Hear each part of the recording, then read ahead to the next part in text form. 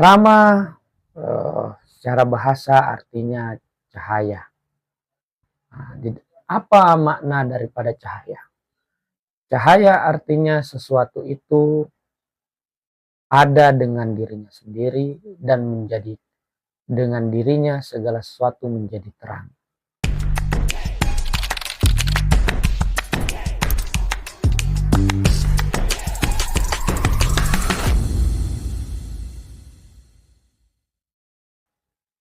Rahayu semuanya, pada video selanjutnya.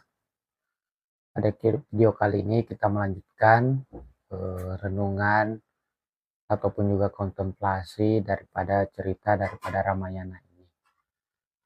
Ada yang menyatakan bahwa Ramayana ini adalah Purana atau sebuah cerita yang mana sebenarnya tidak memiliki realitas ataupun tidak terjadi di dalam kehidupan nyata. Ada pula yang mengkategorikan bahwa ini cerita Ramayana ini adalah itihasa, yaitu sebuah cerita yang benar-benar terjadi pada realitas sejarah. Nah, kebanyakan Sanatana Dharma atau kebanyakan Hinduism mengkategorikan bahwa Ramayana ini dengan Mahabharata sebagai itihasa, yaitu sebuah cerita, sebuah epos yang benar-benar terjadi di dalam kehidupan, dalam sebuah sejarah masa lalu. Tapi saya mempelajari Ramayana ini dari seseorang, beliau berpandangan bahwasanya Ramayana ini adalah Purana.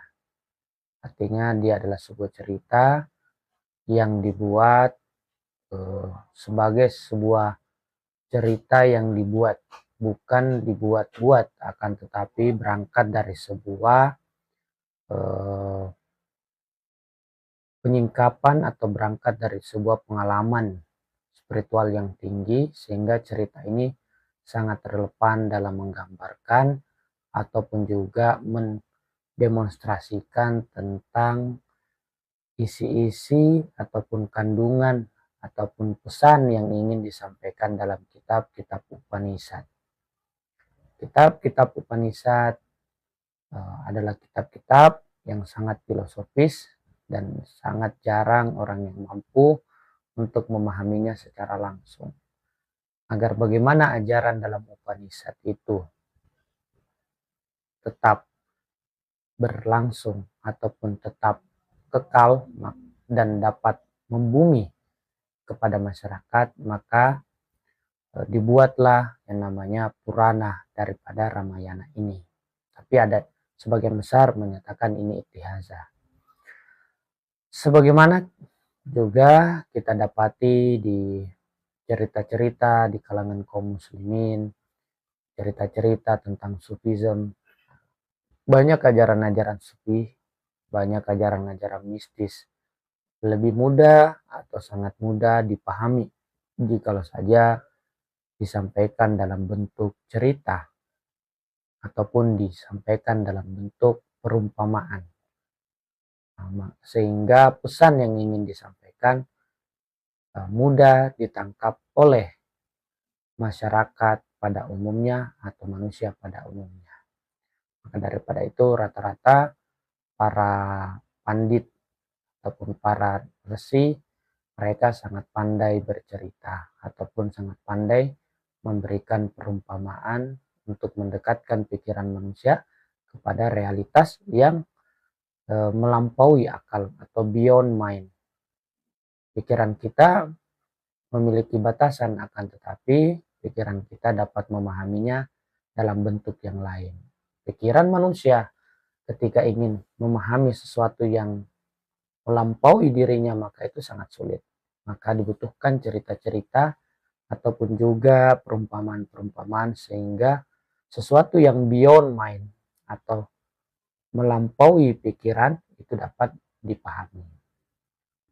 Metodologi ini sudah ada sejak zaman Athena kuno, di Yunani kuno. Mungkin banyak sekali mitologi-mitologi yang terdapat di dalam Yunani kuno menggambarkan cerita tentang dewa-dewa yang pada hakikatnya kembali berbicara tentang diri manusia itu sendiri. Kembali saya ingin menekankan bahwa diri manusia adalah mikrokosmis, sedangkan alam semesta ini adalah makrokosmis. Dua hal ini tidak bisa dipisahkan. Apa yang terjadi di makrokosmis terjadi pula di dalam mikrokosmis. Ini disebut alamul akbar, semesta ini, sedangkan ini disebut dengan alamul asghar. Tapi di dalam al-asghar ini terhimpun seluruh kejadian di alamul akbar. Kenapa seperti itu? Karena manusia adalah sebagai sebuah ahsanu takwim. Kalau Al-Quran menyebutnya sebaik-baiknya ciptaan.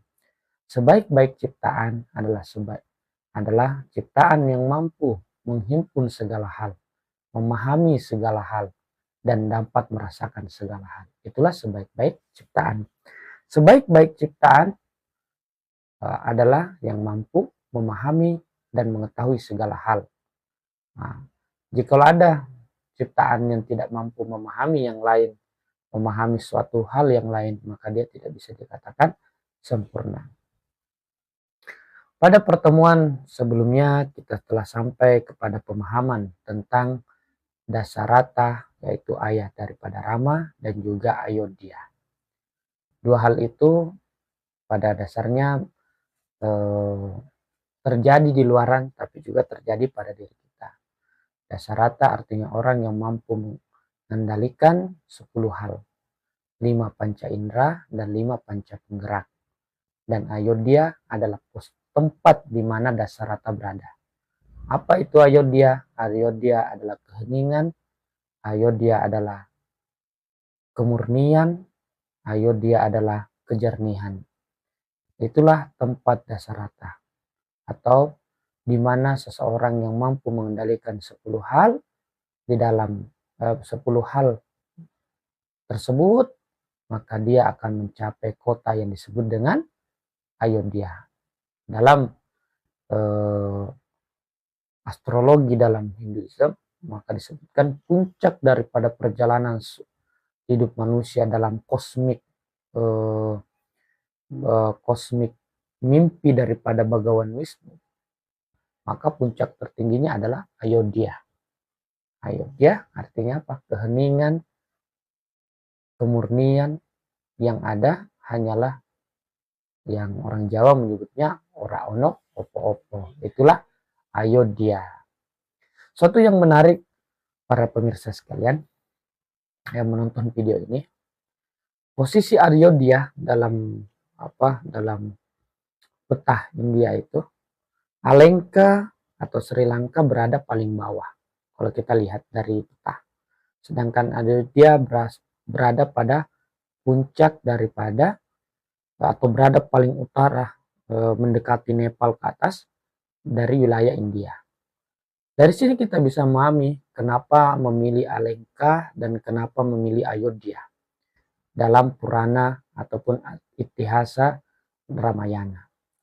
Alengka menceritakan tentang kehidupan material murni yang dipimpin oleh Rahwana, yang pada video-video selanjutnya akan saya jelaskan.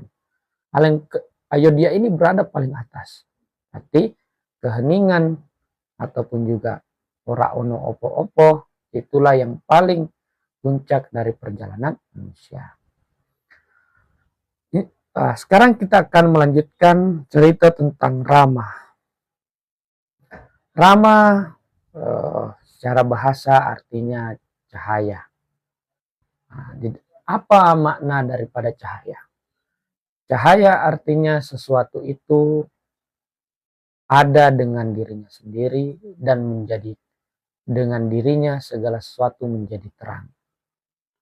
Rama pada dasarnya lahir dari Dasarata, orang yang mampu mengendalikan 10 hal yang pada video sebelumnya saya sudah jelaskan, sehingga daripada itu seseorang yang sudah mencapai kedudukan Dasarata dan juga berada dalam kota Ayodhya, yaitu keheningan, maka yang muncul darinya adalah Rama, yaitu cahaya yang mana dia ada, dia terang dengan dirinya sendiri dan dia menjadi terang, menerangi yang lain.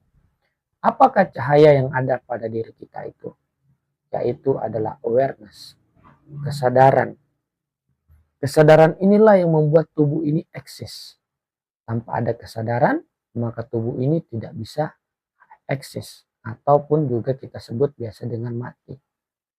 Tanpa ada kesadaran, maka hal-hal yang bersifat imajinasi yang ada dalam pikiran kita, memori, kenangan, dan emosi pun juga tidak bisa hidup. Sebagai salah satu contoh sederhana tentang awareness itu, kesadaran itu. Jikalau ada sebuah permasalahan, kita marah atau seseorang marah, kita dalam kehidupan marah kepada seseorang. Marah itu tidak kita berikan attention, tidak kita berikan perhatian, kita tidak berikan kesadaran kepada marah itu, maka marah itu dengan seketika menjadi hilang. Begitu juga dengan tubuh ini. Jika awareness-nya tidak kita arahkan pada tubuh ini, misalnya dalam meditasi, kita duduk hening, maka tubuh itu tidak dirasakan.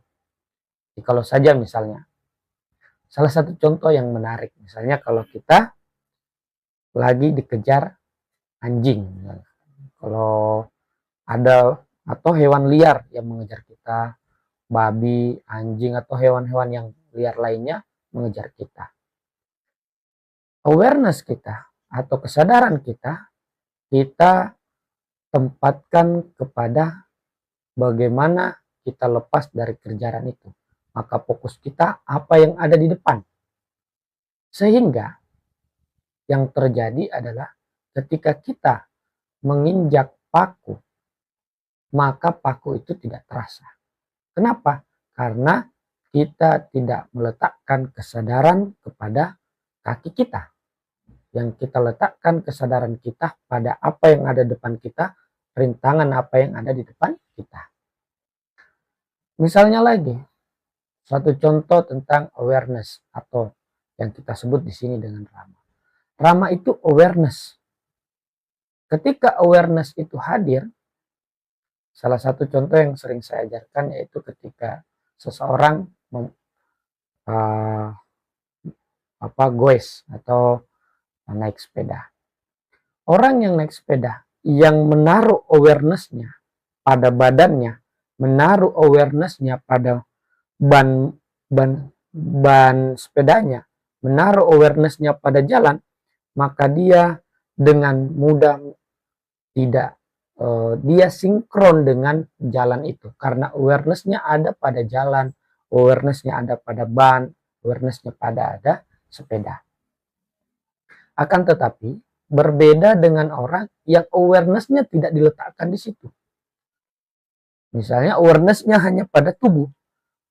Maka ketika dia naik sepeda ataupun naik suatu kendaraan, karena awareness-nya cuma ada pada tubuh, dia tidak sinkron dengan di jalan itu, tidak sinkron dengan lubang yang ada di jalan, maka tubuhnya tidak siap untuk menerima guncangan karena ketiadaan awareness pada mobil, pada ban, dan juga pada jalanan.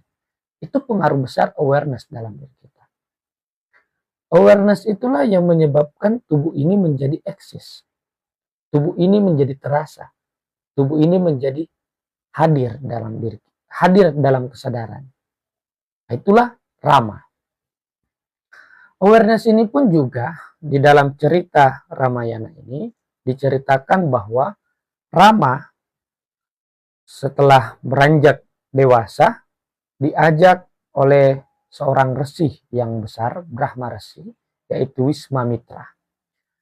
Nah, Wiswamitra ini adalah resi besar dan sangat kuat, mengajak Rama untuk keluar dari kota Ayodhya. Keluar dari kota Ayodhya, pergi ke hutan, melewati berbagai macam perjalanan yang panjang. Sepanjang perjalanan panjang itu, Resi, Wiswamitra, dan juga Laksmana beserta Rama menemui begitu banyak, diceritakan di sini begitu banyak makhluk-makhluk raksasa yang menantang Rama. Apa yang ingin menjadi simbolisasi daripada hutan dan juga makhluk-makhluk raksasa? Bahwa hutan itu menggambarkan tentang meniness, menggambarkan tentang kemajemukan kehidupan. Ada marah, ada benci, ada suka, ada duka, ada cenderung, ada nggak cenderung, ada biasa aja, ada agak suka, ada nggak suka banget, dan seterusnya. Itu menggambarkan meniness dalam kehidupan ini. Ada peran sebagai ayah, ada peran sebagai orang tua, ada peran sebagai anak. Semua peran-peran dalam kehidupan ini, itulah yang disebut dengan hutan. Hutan menggambarkan tentang meniness atau kemajemukan atau kepluralitasan daripada kehidupan. Kita lihat kehidupan ini begitu berbagai macam keanekaragaman. Dan juga begitu banyak hantu-hantu ataupun begitu banyak monster-monster yang kita hadapi dalam kehidupan ini. Rasa marah dari orang lain, rasa benci dari orang lain, rasa jealous dari orang lain, rasa kesel dari orang lain, pembicaraan kita dicuekin, apalagi misalnya pujian yang berlebihan, ataupun juga cacian yang berlebihan, ataupun juga hal-hal yang negatif lainnya. Itulah simbolisasi daripada para raksasa yang ingin menyerang Rama. Akan tetapi jikalau awareness itu yang berkuasa, maka seluruh kemajemukan yang kita lihat dalam kehidupan ini beserta para raksasanya yang tadi menjadi simbol daripada perilaku orang lain kepada kita, itu tidak bisa menyentuh kita. Dia tidak dapat menggores Rama sedikit pun. Orang yang berada dalam awareness, berada dalam kemajemukan ini, kehidupan ini, dia akan mengalami begitu banyak pengalaman-pengalaman hidup, simbolisasi daripada hutan dan juga raksasa, tapi dia tidak akan pernah tersentuh karena selalu standing as awareness atau berposisi sebagai seorang kesadaran. Jadi kalau kita selalu berada dalam kesadaran, maka kita akan selalu terjaga. Itulah Rama pada diri kita. Itu adalah perjalanan Rama bersama Resi Wiswamitra menuju hutan belantara. Ini adalah sebuah cerita yang panjang, nanti akan saya jelaskan lagi nanti ketika Rama beserta Laksmana dan juga Sita masuk ke hutan akan berbeda ceritanya. Lagi-lagi hutan simbolisasi daripada kemajemukan dan pluralitas kehidupan, yang mana di dalamnya terdapat dualitas baik dan buruk, benci dan suka, dendam dan cinta, dan seterusnya. Itulah simbolisasi daripada hutan dan juga monster-monster, yang mana Laksmana beserta Rama tidak tersentuh sama sekali. Kemudian selanjutnya,